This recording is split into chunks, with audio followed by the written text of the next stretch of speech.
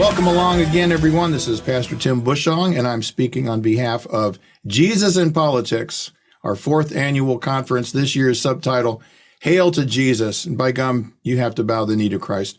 With me today is a new speaker this year, recommended by our mutual friend, Jon Harris, William Wolfe. William, why don't you tell the folks just a little bit about yourself, and we'll get going. Well, thanks, Tim, and thanks for having me on today. I'm really excited about Jesus in Politics, Hail to King Jesus, and this is the fourth year you guys are doing it, right? Yep. Yeah, so glad to be here for the fourth edition of it, and I think this is going to be an excellent edition. And first, I just want to say I'm so excited to join you and the other speakers and to learn from you, from Jon, from Spurgeon, from Moody. I mean, even when you list those last names, it sounds like we're bringing back the dead, but it's going to be awesome. And hopefully we can try to raise some sleepers from the dead in American Christian political circles. So a little bit about myself. I am originally from North Carolina, went to college in Georgia, Christian college, but I actually didn't become a Christian until out of college. And after I was converted, saved, and baptized as a believer, I went to Washington, D.C., and I show up in D.C. to join a church. That's why I went there. But I needed to work. I needed to work too, right? And so I thought, well, I'm in D.C. right now. It's 2012. It's an election year. I was a history major. I've always had a deep interest in, issues of politics, issues of the nation's state and the flow of history and what Christians' roles in that are. And so I got a job working on Capitol Hill for a member of Congress from North Carolina. And first I got a job working for a guy from North Dakota, then worked for a member from North Carolina, worked for a member from Virginia. So after I spent about 4 years in the House of Representatives as a congressional staffer, I worked for a conservative think tank called Heritage Action doing government relations. And this was in 2016. We were still fighting pretty high on the Tea Party wave and fighting to hold the Republican establishment accountable for the promises that they gave when they swept back into that massive House majority in the midterm of Obama's first term in 2010. And so we're fighting things like Obamacare, unaccountable spending. The culture war issues were beginning to tick up. In 2015, Obergefell came down. Yep. And so then one of the things I worked on at Heritage Action, and this was very eye-opening, particularly as it relates to evangelical elites in politics, was a bill called the First Amendment Defense Act. It was sponsored by Senator Mike Lee and Congressman Jason Chaffetz and Raul Labrador in the House and 180 other members. And it was just simply seeking to say that the federal government could not discriminate against entities and organizations that continue to define marriages between a man and a woman. And so we put together this broad coalition of, Christian interest groups, religious freedom interest groups. One of those was the ERLC.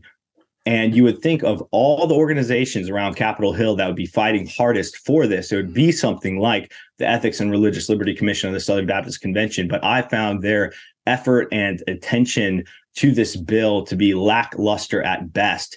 In fact, one of their lead staffers working the advocacy of this bill alongside of me from Heritage Action was a man named Jon Harris, who then later went to work on the Biden campaign. So think about that. Southern Baptists, tithe dollars, were paying for this man's salary, and then he later goes and works for the Biden campaign. So very eye-opening experience there. 2016 was also the year of Donald Trump. And for me, just being a boy from North Carolina, where I've seen trade policies over the last few decades, immigration policies over the last few decades decimate much of the workforce around here and the ability for American-born citizens and business owners, small business owners, construction companies, et cetera, to get ahead. When Donald Trump comes out with his main two policies being pro-American immigration restrictions and pro-American trade policy, I knew that this was something our country definitely needed. And also he was a rebuke to the failed GOP establishment. And so I was pro-Trump pretty much from day one. I liked Ted Cruz as well, but I could see that Trump had a path to victory. And I sounded like a crazy man through all of 2016 telling people that. It was very eye-opening for me then to watch the evangelical establishment, and particularly like the Gospel Coalition crew and the ERLC and others respond to Trump. Thabiti Anyabwile even used his blog at TGC to let a guest blogger write an article titled "Pastors Tell Us to Vote for Clinton." And I just could not understand how we had gotten so far afield in Christian political engagement that major names and pastors are telling Christians to vote for Hillary Clinton, of all people. Yeah. And so it was during that season, Tim, that I started to realize, look, there's a lot of good I could do just explicitly in politics, but there's a great need for a serious approach to Christians in politics that's missing. I had the privilege then to go work in the Trump administration, and I took that happily because I was confident he was going to do the things that he said he was going to do, like work to appoint pro-life justices, work to reinvigorate the American nation and people. And so I served the Department of State and the Department of Defense, working in legislative affairs, so communicating with Congress on behalf of the administration. Right. I did that for 4 years. I finished, and then I picked back up on that thread from 2016 and went to seminary. Instead of going to work for a big defense contractor or try to get a cushy lobbying job, I went to Southern Baptist Theological Seminary. That chronology is interesting. I wasn't aware of that. I knew you'd gone to Southern, 4 hours to my south if I'm driving, and for some reason I thought that was already in your background when you were working in the Trump administration. Well, that is true. I had been chipping away at my MDiv online. Okay. Yeah. While I was working in Congress, working in the Trump administration. I started in 2017, so I was doing it online, but I decided to take it there in person and get the in-classroom instruction. I mean, I could have stayed in DC again, gotten a good DC job, and finished it from a distance. But I really wanted to commit to this path of trying to, for lack of a better word, credential myself to be a serious representative for Christians and Baptists in the public square. And so I've finished in Louisville, finished my MDiv, and now I'm back in North Carolina, trying to settle down here and just keep fighting the good fight. Excellent. Well, thanks for that synopsis. The question I've been asking all the speakers, so I've already interviewed Jon and John Moody and Joseph Spurgeon, is this, and this is what I hear you saying already, that this is a need.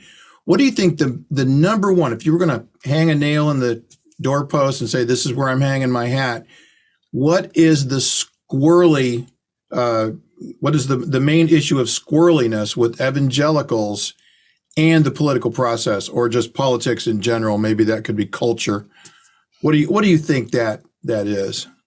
Well, I think there's a couple. Let me use a phrase and then let me use a word. So the phrase I would say is that the vast majority of our evangelical leaders who speak to politics simply don't know what time it is.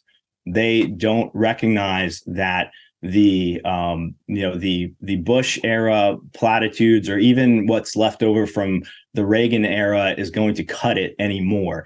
Right. And so they think that if they waive the Constitution and maybe the 10 Commandments, if we can even get them to do that at the left. Well, the ERLC would oppose that. We've already seen that. So that's right. They don't recognize how drastically the world has changed. They need a significant update to their operating system, and as best as I can tell, that's not happening. And so they don't know what time it is. And the word I would use also is courage. There's a significant lack of courage. Courage is, again, the operating system that all your character and convictions and your virtues run on. I don't care what you say you believe on paper if you don't have the courage to fight. And a subset of that lack of courage, Tim, is the desire to be seen as respectable and serious by secular interlocutors. There is a deep sense, I think, of insecurity. These guys want to have a seat at the table. I mean, there's this classic picture of Russell Moore in the White House, legs crossed, sitting next to Obama and just sort of fawning over him. I mean, gushing. Gushing. And that's, the Bible speaks to this about those who want the highest seats of honor at the table and the festivals.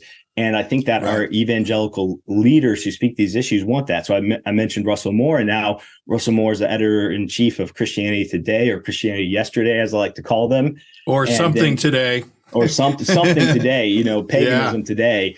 Then you look at David French. He's been another significant Christian cultural commentator, and he's writing at the New York Times, and just across the board, these guys have ingratiated themselves to the hostile secular institutions that are actively working every single day to eliminate Christian influence in America, and they've compromised in order to do so. And so we need a new slate of leaders. I often use this phrase that we need to disgrace and replace the failed evangelical leaders, because people need to realize the depths of their hypocrisy. And I think that was even exposed recently. These guys, they talk about how, character matters in a candidate, right? And this actually even gets to, I love John Piper for many things and in many ways, but Piper wrote an article leading up to 2020 pointing out that he thought essentially Trump's personal sins were equivalent to Biden's policy sins.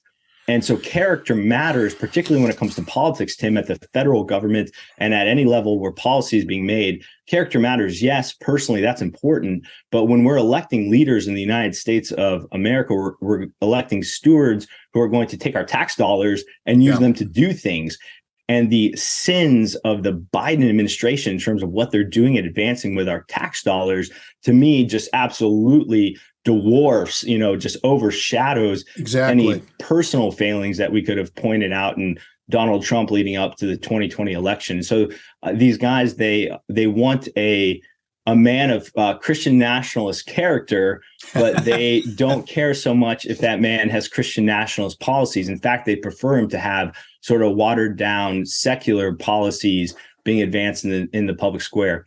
And this, sorry to just keep waxing on here, but I'll say, there are some Christian thinkers out there. For example, Jonathan Leeman, he's a Baptist, and he has admitted in a book he wrote that called How the Nations Rage, that the public square is a battleground of gods. It's not a neutral public square. And I appreciate that admission from Leeman. That's beginning to understand more what time it is. It's not a neutral public square. It never was. We pretended it was for a while. But if it's not a neutral public square, then what does that mean for Christians? It means that we need to unapologetically advocate that the God of our public square should be the one true God of the Bible and of creation. Right. When you were mentioning the ERLC, how it's not ethical, it's not really in favor of religious liberty. We could go on. And I was thinking about how back in 2020, it seemed like Jonathan Leeman's watch stopped. He didn't know what time it was. And he joined forces with those people that absolutely hate Christianity. They hate the West because the West is a product of Protestant Christianity. Let's face it. We got our laws from English common law. Where do you think Alfred the Great got his ideas? Well, it's the Old Testament. It's justice, 2 or 3 witnesses, equal weights in the bag, all those things that we just think this is how it is. I remember back in the first Clinton campaign in '92 against the first George Bush, Chuck Colson saying, well, if a guy cheats on his wife, he's going to cheat on his constituents as well. I get that, but what you said about Piper and equivocating between private peccadillos and what you're going to enact in the law, I lost my mind over that. And I thought, man, John, I love you, brother, but your Anabaptist slip is showing under your Reformed skirt, if I could say it that way. Yeah, that's a good way to put it.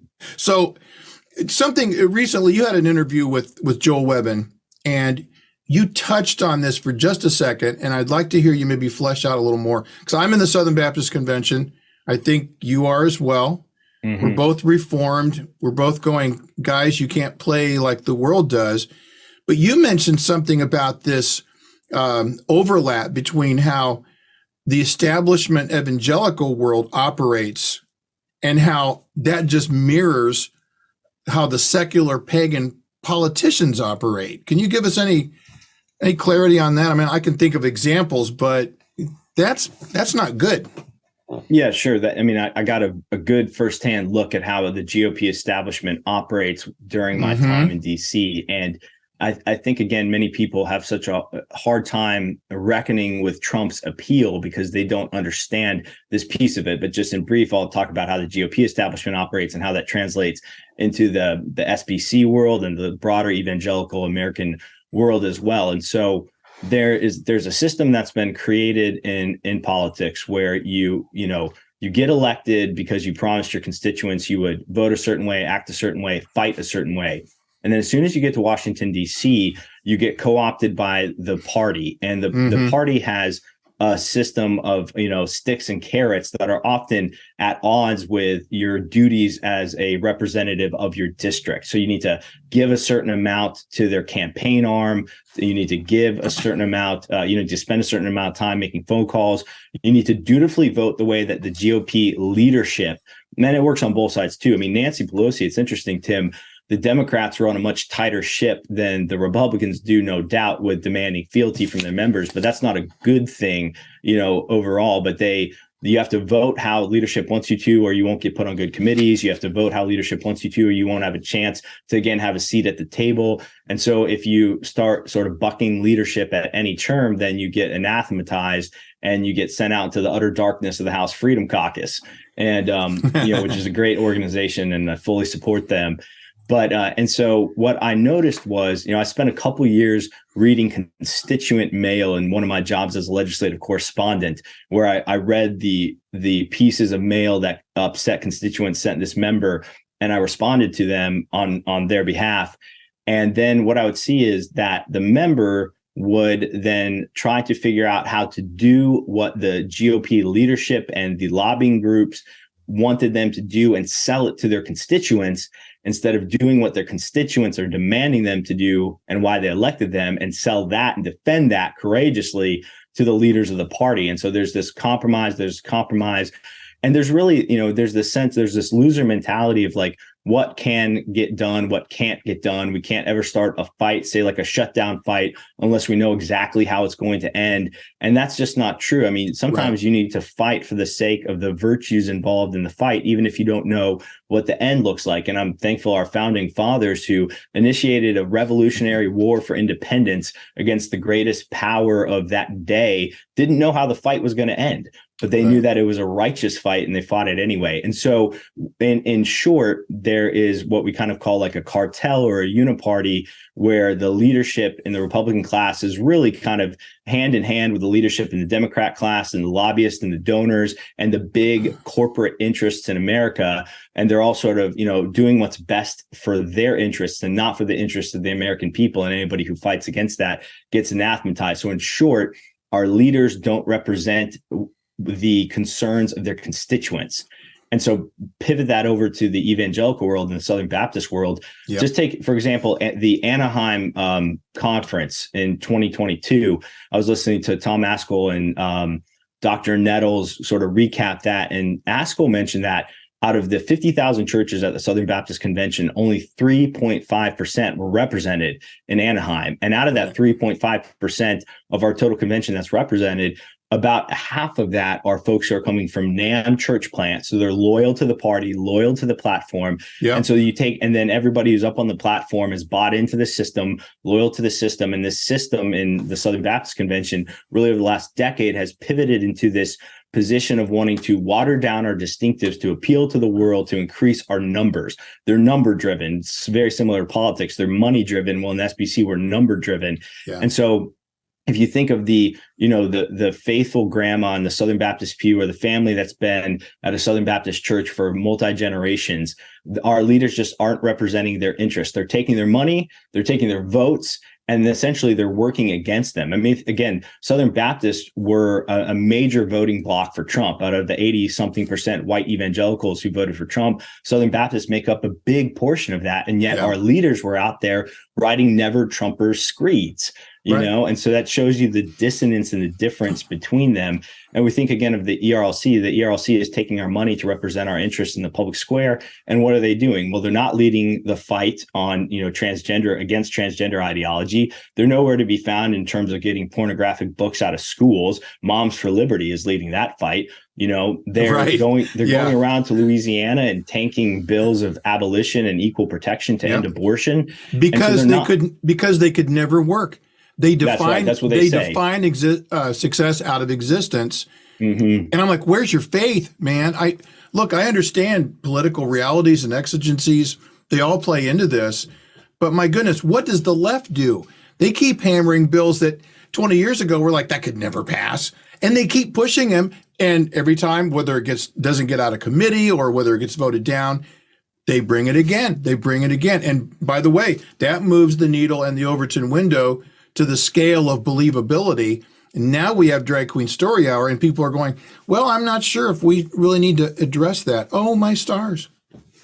Yeah, that's right. And so fundamentally right now in American evangelicalism, the constituency, the base is not represented by the leaders. It's the exact same thing in the GOP establishment. So we have, there are some people out there, and then Trump, was the ultimate rebuke to the establishment.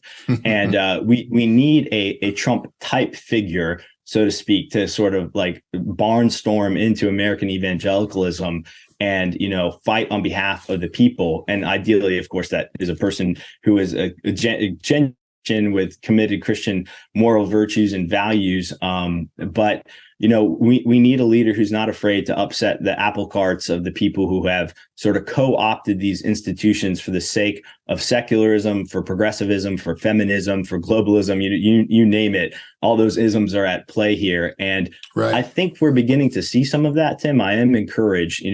I think David French has truly disgraced himself and continues to do so. But the reality is that those people are the ones who are still, even recently at Grove City College over the last few years, they had a blow up over wokeness and CRT on the campus.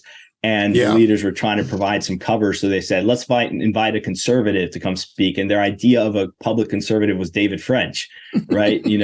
That's not a good Christian public conservative anymore. No, you're right. Exactly.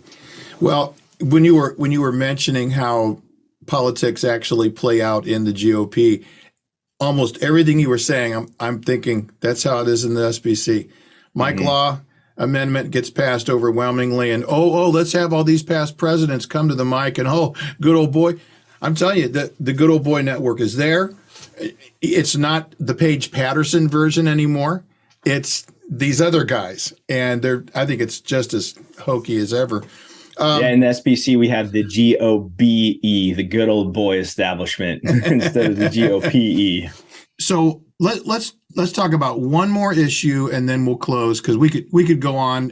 Let's talk about the difference between, and we'll tie this into what you just said about how politics actually works.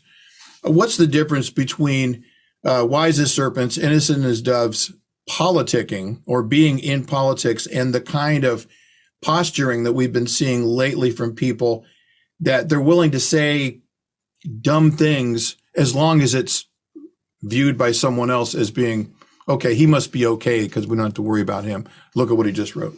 Right. Well, I do think it's very pharisaical. I think that these guys, they want an appearance of righteousness from our civil and political leaders that doesn't come with any actual righteousness, in our laws and our customs, in what's enforced in our lands.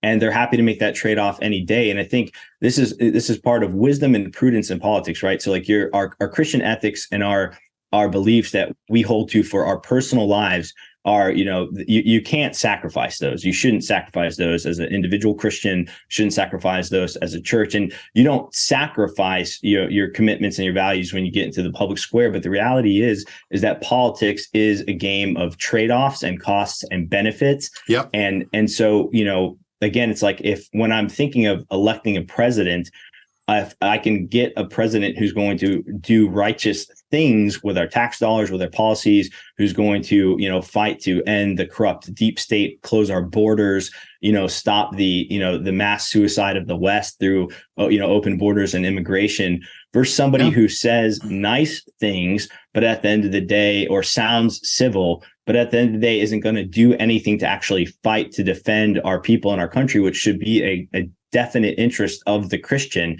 Then, I'm going to take the former and not the latter. And so many evangelical leaders want to take the latter and not the former. One of the taglines of the Biden administration was that, the adults are going to be back in charge and like civility matters, right? Like they thought that Trump's mean tweets mattered more than Biden's, policy of, promoting the mutilation of minors and appointing, deeply confused men who are pretending to be women to senior government officials. Right. And none of that happened in the Trump administration. And none of these leaders have found, half the moral outrage at what's been going on in the Biden administration versus at what, they found. Like, take, for example, the, kids in cages kerfuffle, which would, of course, that's not true. That was a lie. The family separation policy that Trump put in place, that Obama put in place, that Biden is continuing. Right.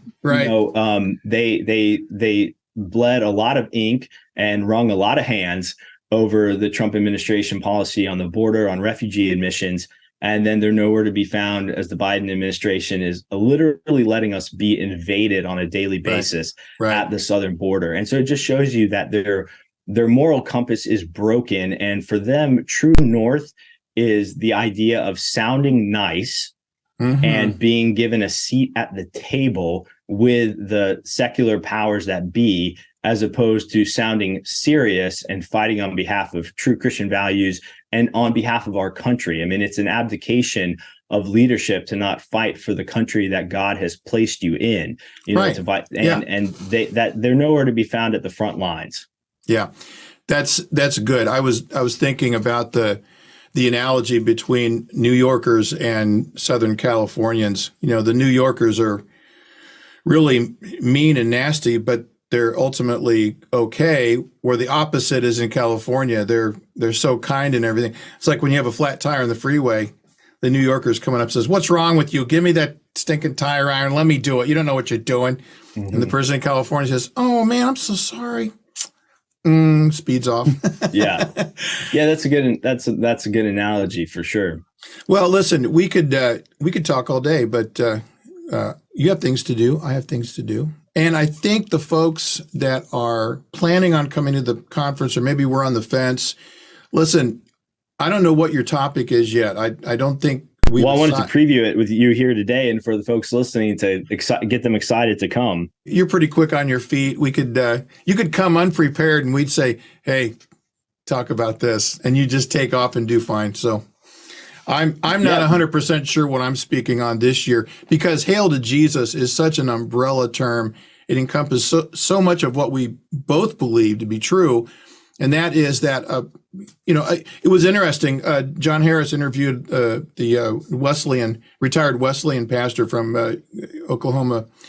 And he kept talking about how what you believe in your heart has to translate into your hands and your actions. And I just think if I could really boil it down to a nub, it's that there's a lack of ethical, godly consistency in our leadership today, both in the public square and in the evangelical establishment. I just don't think there are equal weights being applied. And Proverbs is pretty clear. God hates that.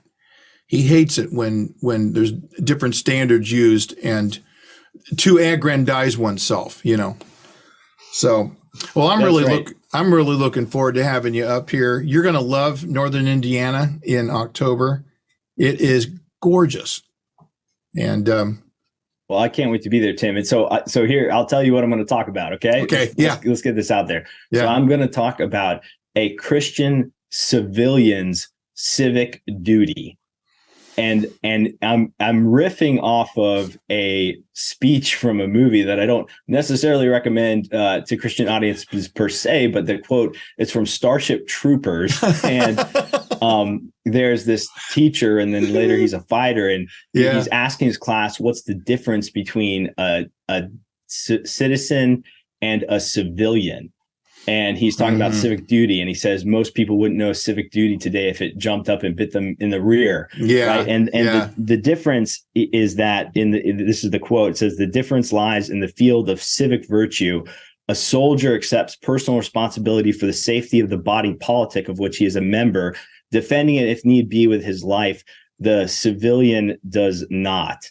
And so I want to talk about the civic duty of Christian citizens, who are not just living life as civilians, but as citizens who take responsibility for under God for the nation that they live in. And I want to get into and push back on some sort of this exile distinction that we've seen, push. Yes, we are spiritual exiles. And I mentioned this in my NACON talk. Just because we're bound for a heavenly home doesn't mean that we don't have earthly duties and responsibilities now. And so I want to encourage, Christians to consider themselves to be citizens of heaven, yes, but also actually citizens of the earthly homes that they're a part of, and to embrace the civic duties, the duty for fighting for their nation, their values, their homeland, and their people in this age, even as we await either the return of Christ or us being taken home to our heavenly kingdom. There you go. So, William Wolfe, thank you so much for joining us this morning. And where can folks find you if they're looking for anything you've written in the past? By the way, I'd like to get your seminary paper that you mentioned. Yes, I have it. I have it uploaded to Substack. I just need to finish formatting it and publish it, and it'll be publicly available on Baptist and Christian Nationalism. Awesome. Yeah, you can find me on Twitter at William_E_Wolfe with an E on the end of it. I do write pretty regularly for an organization called the Standing for Freedom Center, so you can find my articles published there. I've written broadly as well, but Twitter is a great place to try to connect with me. Yeah. All right. Very good. Thanks a lot. It's been great to talk with you. Look forward to meeting you in person. Well, thanks, Tim. I'm really looking forward to coming. And folks, if you're watching this, please come to the conference, join us. It's going to be edifying. It's going to be equipping, and you are not going to want to miss this one. That's right. Thanks a lot, man. Well, everyone, we'll see you later. Have a good rest of the week and day, and we'll look forward to seeing you October 21st, Quaker Haven Camp, Saturday. Be there or be square.